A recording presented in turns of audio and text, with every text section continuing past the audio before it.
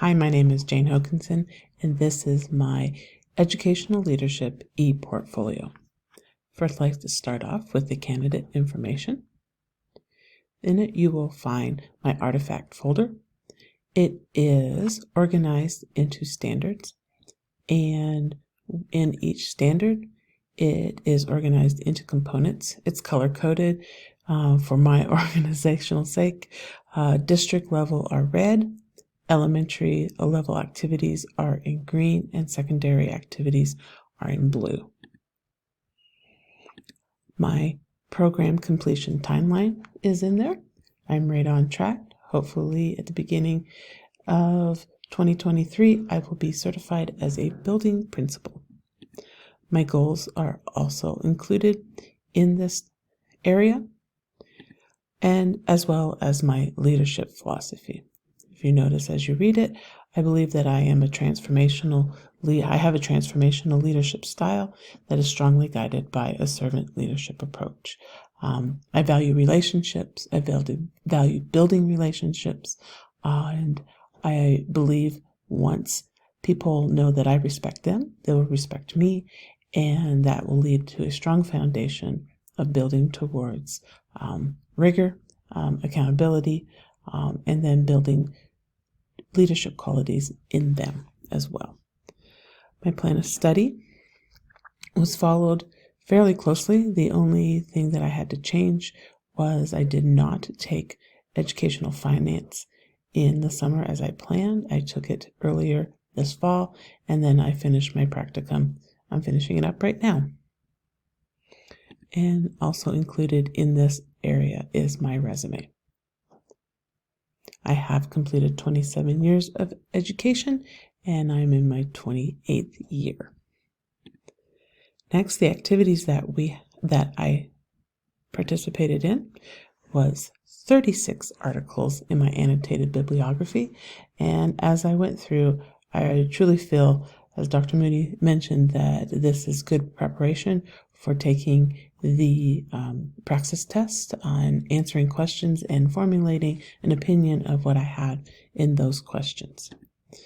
I have included in my e-portfolio my activity log form. I have 86 hours in district level activity. I have 57 in elementary, and secondary I have 35 for a total of 178 hours. My activity component tracker is complete. I did not erase the boxes, but I did bold the activity that I participated in. When it comes to my district level artifact slideshow, I have the activities listed, but ones that I am very proud of are I am the elementary fundraiser chairperson. I feel that it is an excellent example of how I model ethical practices in our school district. And also, I am the out-of-time school director in our district, and I spend a lot of time communicating. I made this graphic to illustrate all the different areas where I have two-way communication on a daily, weekly, and monthly basis. People that I report to, not only that I'm responsible for, like the state director, but just so that in organization, board clerk, anything with human resources and money, and she keeps me on a tight budget.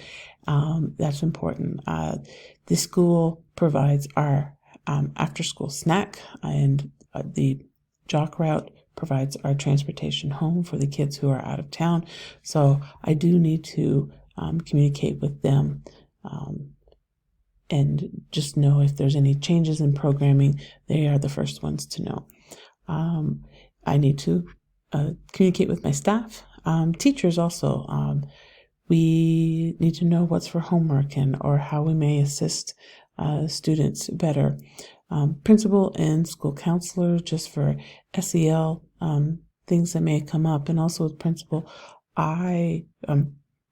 if students are put on the eligibility list, it is just a one-time welcome to after-school program to help you get back and your grades up. So I need to know what plan of improvement has been in place, and then how I can support that.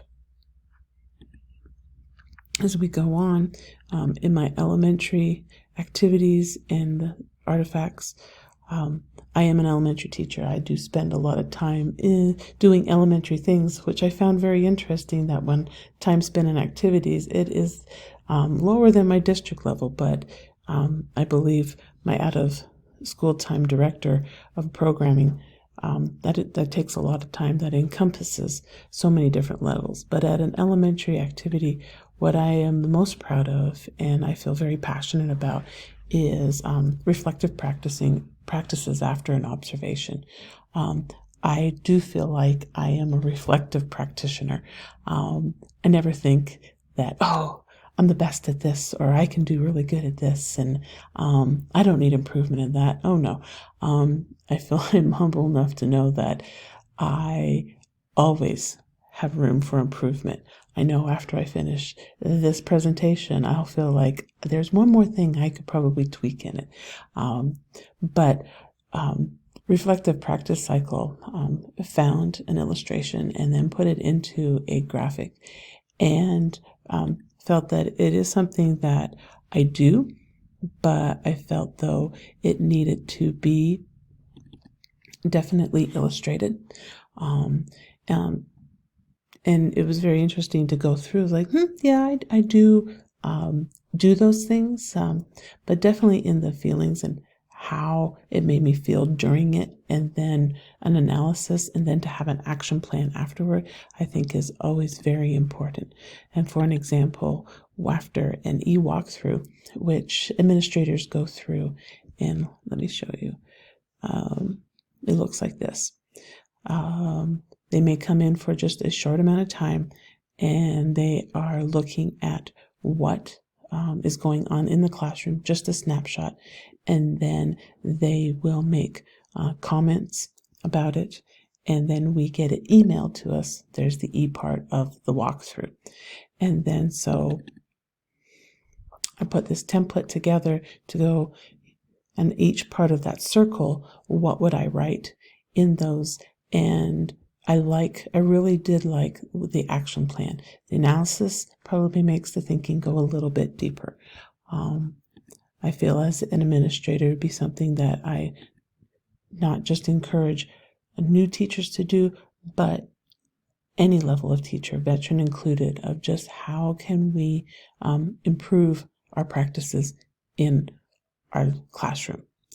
At a secondary level, what I am very excited about and what I want to point out is the first slide. I was able to, instead of taking intro to school administration, replace that with being a part of the Western Kansas Leadership Academy. This opportunity was phenomenal. We met 4 times throughout the year as a cadre of 14 educators from across southwestern Kansas, and we just were poured into by our teachers and things that were of importance to not only school administrators, building leaders, but then what does that look like in the communities that we serve? And we all had that in common. One of the times, we are always building up to what is your vision and what is your mission? But in one of our meetings, we actually developed the vision and mission for the Western Leadership Academy. Going through that process was very, it stretched us, very thought-provoking. It made us dig deeper about what we really want to accomplish for future cadres. And so here's just a little view of our time. Here's us meeting, here's us collaborating. And then in the end, what we came up with was that we believe the vision of this academy is cultivating leaders today for a change tomorrow. It was fun and it was invigorating. And also, we came up with the mission that growing leadership capacity through new experiences, perspective, and reflection within a collaborative community. And that's exactly what that academy is all about. So I appreciate the opportunity that we had to use that experience to go into our coursework for this time. As I continue, we have the verification of administration of what we've done. And we have our program reflection. I was a little taken back about the detail that we had to put into this. And this activity stretched me as well. I really felt like I knew what was going to be asked of me, but on a whole other level, I was surprised of what was going to be asked of me. What I want to say is that right here in my conjecture that I believe that collection of the initial opinions of candidates' expectation of the overall program experience, and specifically what the candidate expects out of the practicum experience, should be done before access granted to the Google Classroom. It's also my belief that a reflection statement should be collected after every completion of a course. Like I said, I have found out that I am a reflective practitioner. I feel like at the beginning of our course, we were given a lot of detail to when we started our goals. We were outlined what made us get deeper into our goals. I feel like that should be something that we go deeper in. What are we expecting? It definitely would allow us to fill out. Where is it again? Fill out the first part of our program reflection. It was a wonderful activity. As I finished it all, I appreciated it more than going through it. Again, I feel like if we are going to learn from our reflection, we need to have a very raw opinion and ideas when we first start off. I think in the end, that will help us see how much we have grown. I know that is the reason for having this activity anyways, but I think if we just delve a little bit deeper at the very beginning and get some initial thoughts on paper for us, more than what we had been given during this class, then I think that would help us even more.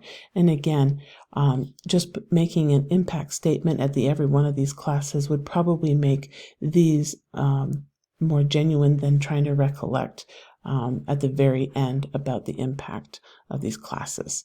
However, as much as I struggled through it, this probably was another one of my favorite activities, only because I like seeing my growth. That is the end of my portfolio, as I am about to add my highlight video to this. I do appreciate very much the structure of how these classes were presented. Very methodical. There were things each class that I knew I could count on. And I very much appreciate that aspect, and that they were delivered online, which made it a whole lot easier as a teacher in the classrooms that I could get them done. So I appreciate very much this experience.